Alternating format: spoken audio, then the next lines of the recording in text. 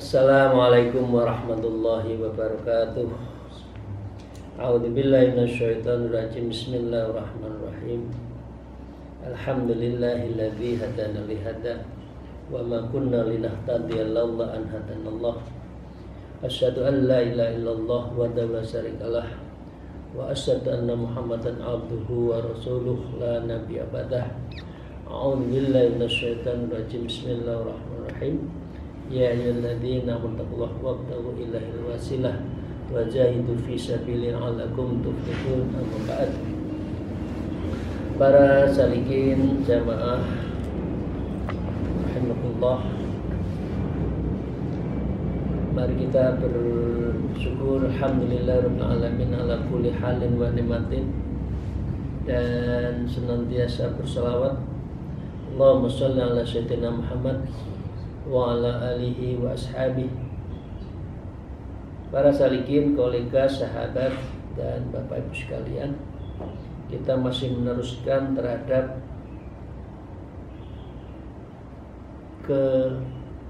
keutamaan dan perlu diutamakan sholat malam. Karena sholat malam ini tanda seseorang itu adalah orang yang dekat dengan Allah. Akan ada tajnya nanti dia melahir, ada mahkota yang membedakan seseorang yang ahlul qiyamul lail dan tidak di yaumil akhir tadi. Karena itu salat malam adalah kebiasaan amal yang dilakukan oleh para wali, para kekasih Allah. Karena itu kita lanjutkan. Wa qala al-mu'allif fi hadzal kitab wa nabima bi ulumiha fid darain amin ya rabbal alamin. A'udzubillahi minasyaitonir rajim. Bismillahirrahmanirrahim. Tadbihun, dan ini peringatan untuk introspeksi. Yang bahi liman taqal alaikiyamul lail, apabila kita semua merasa dan terasa berat untuk qiyamul lail. Ya, saat tertentu memang manusia ada yang enteng sekali, ada tahu-tahu berat sekali sholat malam, ya. Watarotafa'alil kasal, dan kamu akhirnya terus menerus bergelayutan dengan al-kasal, males untuk sholat malam. Tahu-tahu males, berat, bangun berat. Ayyaf tisha nafsahu, maka hendaknya kita introspeksi. Ada apa? Kok males ya bangun malam? Kok berat banget ya? Padahal ada niat tapi berat sekali. Entah matanya lengket, entah badannya terasa capek, dan lain sebagainya. Kita harus introspeksi. What's wrong? Apa yang salah di dalam diri saya? Artinya jangan dibiasakan, jangan diteruskan, harus diintrospeksi. Kalau diteruskan nanti sekali, dua kali, semalam, dua malam, tiga malam nggak sholat malam, akhirnya nggak sholat malam juga. Rasanya betul ya pendapat ini ya Ibu dan Bapak sekalian ya. Begitu lemah, begitu males, dua tiga kali, ya besoknya hari keempat sudah nggak sholat sampai terusnya. Nah, farubama yakunu dzalik, karena terkadang ada hal seperti itu terjadi pada diri manusia. Min wuqu'i fil ma'asil batinah, karena kemalasan dan bangun malam, tidak mau sholat malam itu, artinya tidurnya pulas, itu ada namanya al-maksiatul batinah. Ada maksiat batin kita. Karya, riya, kibrit, ujub, wa'akid, ya, wa hasad, hasad, wa makar, tipu daya, wa hubbu mahmadatin wa dunya wa ghairi, dan ada keinginan dipuji dalam hal dunia dan lain sebagainya. Jadi kita harus introspeksi. Semakin orang itu ujub, kibir, riya, hasad, makrun, artinya suka mentipu daya, wal akidun, ya, dan itu adalah dengki, ya, itu berarti ada penyakit hati. Jadi orang yang kasal qiyamul lail, orang yang males qiyamul lail mesti ada penyakit hatinya. Itu yang pertama, ya, penyakit hati. Dan yang kedua, fayudiru ila taubati min misli dalik. Maka tidak bisa tidak, kalau Anda males dan tahu penyakit hatinya seperti itu, fayudiru ila taubah, maka segera bertaubat. Min misli dalik, kalau ada penyakit seperti itu. Karena itu sudah tanda-tanda ghaflah, orang sudah lupa pada Allah, tapi istigholnya itu, ya, disibukkan dengan urusan dunia, di urusan pujian sesama manusia. Nah, itu yang kedua. Dan yang ketiga adalah mungkin ada makanan yang haram, subhat masuk di dalam diri kita, sehingga kita terpengaruh dengan metabolisme tubuh kita, karena darah yang mengalirnya itu adalah darah haram karena makanan yang kita makan. Itu ada 3 hal, ya, yang harus kita perhatikan. Introspeksi, menghindari makanan yang haram, yang subhat juga, dan langsung untuk bertaubat. Dengan cara itu, Bapak Ibu sekalian, kita akan kembali bersih lagi. Wa illa, dan jika tidak, ya, artinya terjumus dalam berbagai maksiat batin tadi, fa'alal umurul mukfiratul lidunub, maka mestikan melakukan berbagai perkara yang dapat menghapus dosa. Semakin tebal dosa kita, semakin males sholat malam. Itu rumus. Monggo kita introspeksi. Semakin males sholat malam berarti semakin banyak dosa kita, karena hati kita gelap. Dzunubul adzulmu bil qalb.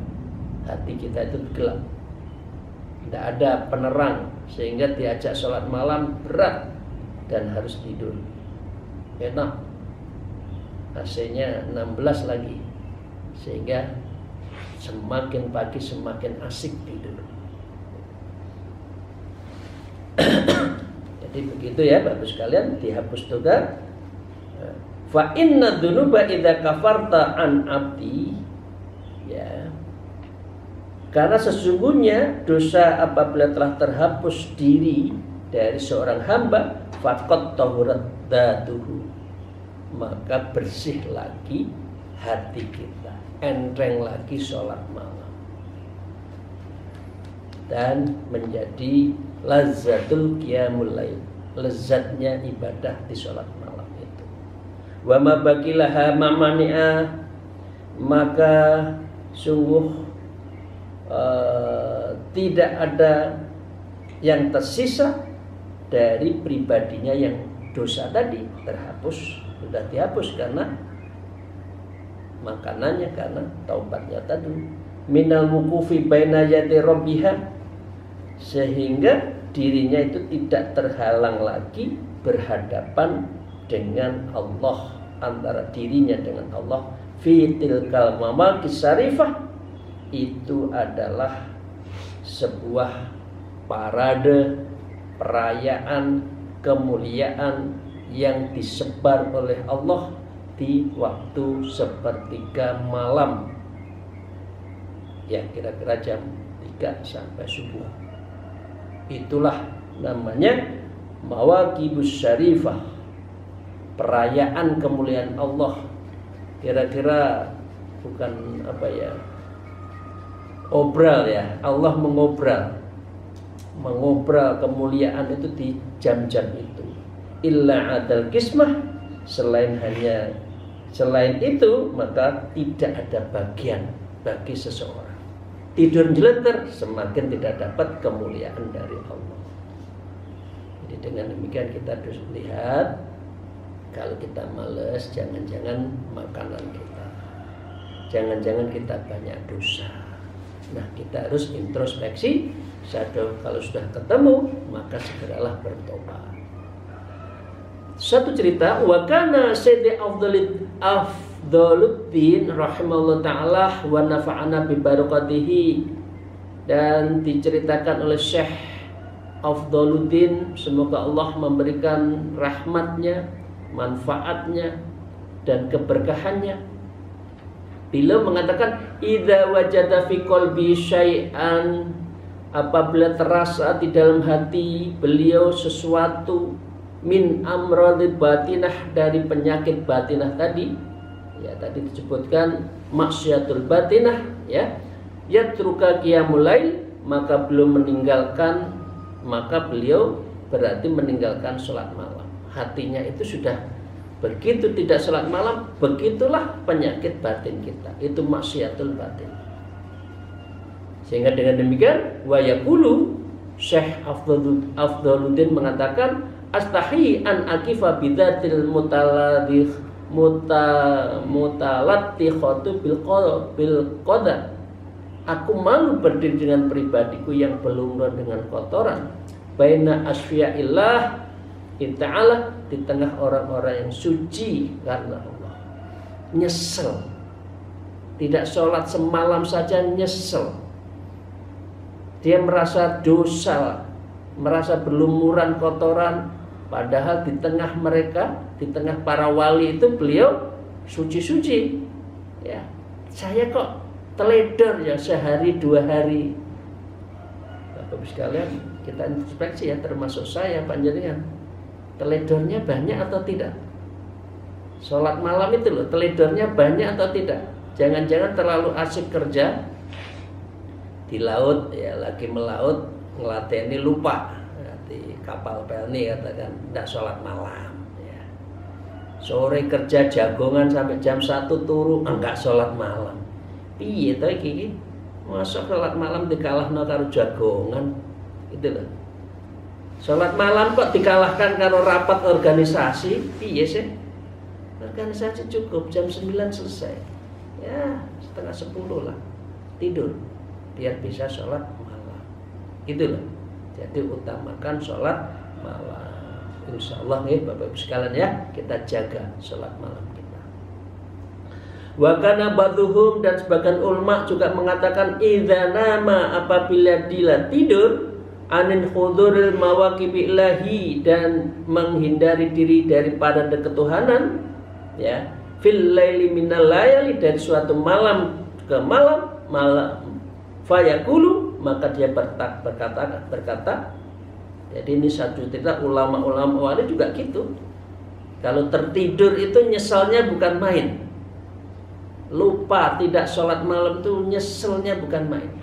Lalu beliau berkata kan, lalu yaqulu, beliau berkata, lakal fadlu ya Rabb, bagimu keutamaan tu wahai Allah, alladzi lam tuwaqqif hadzat, tidak dapat berdiri pribadi yang najis dan kotor, an-najisatul qadarah, orang yang najis dan kotor seperti saya ini, karena hanya sekali 2 kali tidak sholat malam.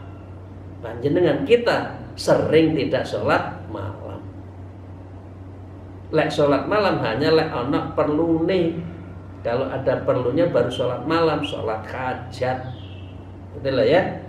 Baina ahli hadrika, di antara orang-orang yang layak menghadapmu, at-tahirina al-mutahhirina, orang suci dan juga bisa mensucikan. Dari para wali itu menyesal, sungguh sangat menyesal kalau tidak sempat sholat malam. Kita nggak sholat malam biasa saja tuh, ya, maka nyesel lah, ya. Cirinya orang yang sudah jauh dari Allah ketika dia sudah tidak sholat malam.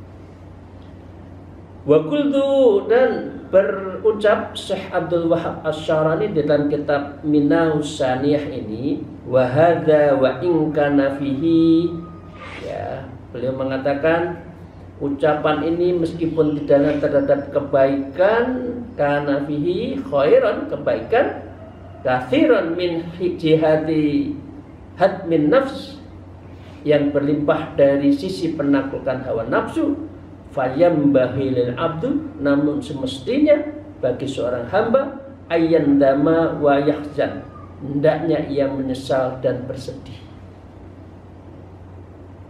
Gak sholat malam udah gak sedih, piye ta? Ya. Tidak sholat malam kok tertawa mas yang hidupnya itu, gimana sih ini? Tidak sholat malam masih bersenda gurau, gimana sih ini hidup? Ya, Syekh Abdul Wahab mengatakan ayyandama wa yahzan, hendaknya dia sedih dan hendaknya dia sangat menyesal apabila tidak sholat malam. Itu ya. Ala fawatir khaddi minal wukufi baina yadi Rabbi ta'ala, dan hilangnya kesempatan bagian dirinya beribadah di hadapan Allah di dalam fitilkal, di dalam mawaqibus syarifah, parade kemuliaan yang Allah tebarkan di sepertiga malam hari itu. Kok nggak eman-eman ya Bapak sekalian ya? Eman-eman kok nggak sayang ya? Kok nggak sholat malam apa nggak rugi gitu ya? Karena Allah menebarkan mawaqibus syarifah. Ya. Waktu watafarruqul ghaim, di waktu-waktu dibagikan keuntungan, ghanimah, Allah berikan keuntungan yang besar itu Allah berikan di sepertiga malam terakhir. Fa'lam dzalika yahi, maka ketahuilah wahai jamaah haji kolbu, kira-kira gitu kan? Ini nasihatnya dari Syekh Abdul Wahab Asy-Syarani di dalam kitab ini. Fa'lam dzalika ya akhi, ketahuilah itu wahai saudara-saudaraku. Bapak Ibu sekalian yang saya hormati, ini kita sudah selesai di hal sholat malam. Ini 3 kali pertemuan kita bahas insya Allah ya, 3 kali Selasa topiknya tentang sholat malam. Sekarang pindah. Wa qala al-mu'allif fi hadzal kitab wa nafhima bi ulumiyya fid darain, amin ya rabbal alamin. La tatruk aidan salatal jamaah. Wahai para jamaah, juga Anda jangan lupa, jangan tinggalkan sholat jamaah. Faqad qalu mastama'a jama'atu illa wa fihim waliyullah ta'ala. Tidaklah berkumpul sekelompok orang kecuali kelompok mereka terdapat seorang wali Allah di dalam sholat berjamaah itu. Yusaffi'uhu Allah ta'ala fi rufqatihi, yang senantiasa Allah menolongnya dalam perkumpulan itu. Jadi dengan demikian sholat jamaah bagian dari sebuah jamaah. Ini lebih luas, tidak hanya sholat tetapi juga seperti hari ini ya, seperti jam ini kita berjamaah dalam hal ngaji kolbu. Insya Allah satu di antara apa sekali atau mungkin banyak dari warga jamaah ini yang dikabulkan oleh Allah doanya, sehingga doa-doa kita katut ikut dikabulkan oleh Allah. Itu pasti ya, karena janji Allah. Amin. Wa sabata fi sahihil Muslim an Abi Hurairah anna rajulan a'ma ata ilan nabi, dan diterangkan dari kitab Sahih Muslim dari Sayyidina Abu Hurairah, ada seorang yang buta ya, dan beliau di zaman Rasulullah. Faqala, maka beliau mengatakan, Rasulullah, laisa li qaidun yakuduni ilal masjid. Wahai Rasulullah, aku tidak mempunyai seorang penuntun yang bisa ke masjid. Fahal li rukhsatan an yusalli fi baiti? Bolehkah ada rukhsah saya sholat ke rumahku? Di rumah? Ya. Farakhasalahu, maka beliau memberi keringanan pada beliau. Tapi falamma walla, lalu ketika laki yang buta itu mulai jalan, Rasulullah mengatakan lagi, manggil lagi, wahai si fulan, da'u faqala, maka berpalinglah si fulan itu setelah Rasulullah memanggil lagi. Hal tasma'un nida'a bisalah, apakah engkau masih bisa mendengar ada panggilan sholat itu? Ya. Qala, ya saya mendengar. Fa'ajib, maka penuhilah sholat itu berjamaah di masjid. Jadi ini apa ya Bapak sekalian, kata kuncinya sholat berjamaah. Ini jangan sampai ditinggalkan. Wa qad kana salafu ya'uduna fawat sholatil jamaah musibah. Dan sungguh seorang berdahulu, para wali terdahulu itu, mereka menganggap kalau tidak sholat berjamaah itu musibah, itu musibah. Kita kadang-kala biasa sholat tidak sholat jamaah. Karena itu di rumah ada istri, ada anak, panggil, ajak sholat berjamaah. Jangan tidak sabaran, anaknya lagi game ya ditunggu. Ayo sholat, tunggu gamenya berhenti, buka komputer berhenti, suruh wudu, ajak sholat. Begitu juga istri diajak sholat berjamaah. Waqad waqa'a an badahum kharaja ila qaitillahu, dan sungguh telah terjadi salah seorang di antara mereka, ya, apa? Mereka adalah faraja'a wa qad shallan nas bi sholatil asr. Dia keluar ke rumahnya, keluar dari rumahnya ke ladangnya, ya, kemudian dia kembali ketika sholat asar sudah selesai, ya.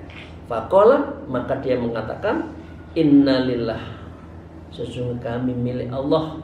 Fandani sholatul jamaah, aku telah ketinggalan sholat jamaah ya Allah.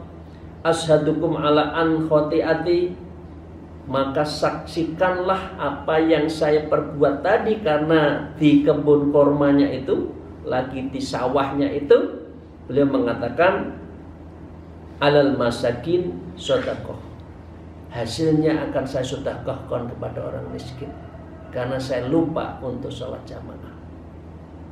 Kita di kantor ada adzan, kerja jalan terus tuh, betul atau betul? Asik, ya, akhirnya tidak sholat jamaah, sholatnya ada di ruang kerjanya masing-masing.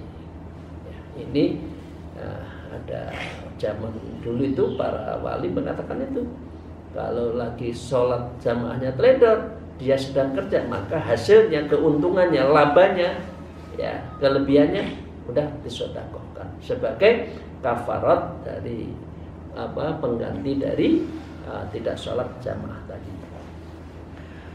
Wafatat Abdullah ibnu Umar radhiyallahu anhuma sholatul isya fil jamaah. Dari Sayyidina Abdullah bin Umar rahimahullah, ia pernah ketinggalan sholat isya saat berjamaah. Fasallatil kalailah hatta tola al fajr, maka dia ganti sholatnya itu adalah sholat lagi, kira-kira kalau dihitung 27 kali, dan sampai sholat fajar, artinya sampai gabung dengan sholat malam.